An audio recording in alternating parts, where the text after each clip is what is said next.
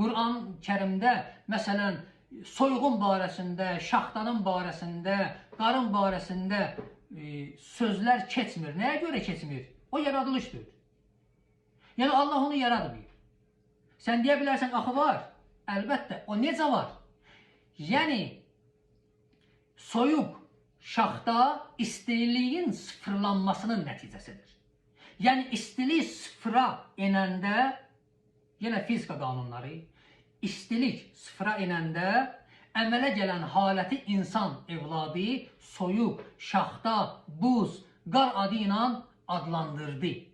Yəni nəticə etibarı ilə soyuq istiliyin sıfırlanmasıdır. Gecə qaranlıq işığın sıfırlanmasıdır.